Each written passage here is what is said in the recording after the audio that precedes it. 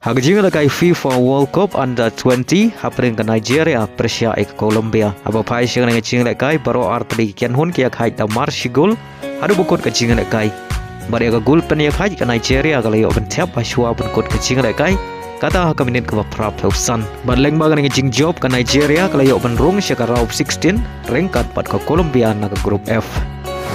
Aga jing lakai hapring ke Saudi Arabia Persia ke Norway. Aga nang jing lakai baro artri kian hun kia khai da marshigol hadu bukut ke jing lakai. Badleng bagan nang jing ya khai ke Norway kala yo ben rong sya ka round 16 kat ba ka Saudi Arabia ka ha ban lek phaying.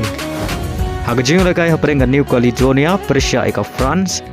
Aba pai syang nang jing lakai ke France kala khur ga nam chop hadin magalala ban limsuk ya New Caledonia hadu unreu lanot. Badhaga nang jing lakai usamla ya lekai ke France u Andrea Paul uli ban tap hat trick. Baleng bang nang jing job ke France kala yo jaka ban lekai ha ka round 16. Agwai par ke jing lakai hapring ke South Africa Persia ke USA.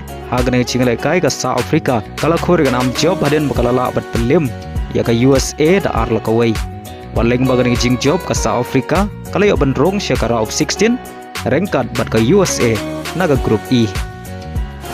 Haga jing lakai Serie A ju kari Brazil hapring ke Santos kabare kan hunia lekai jong Neymar Persia ka Kera. Aba pai syang nang jing lakai ke Kera SC kala khur ga nam job hadin magalala bat limsuk ya ke Santos hadu lailanot.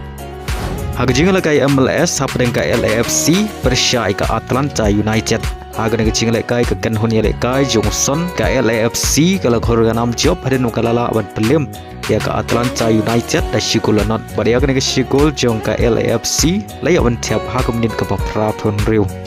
Haga jing lakai Argentina Primera Division hapring ke kan hunia lekai Di Maria ke Rosario Central Persia ke River Plate. Haga nang jing lakai ke Rosario Central kala khur ga nam job hadin magalala ban pelim ya ke River Plate da ar lakawai.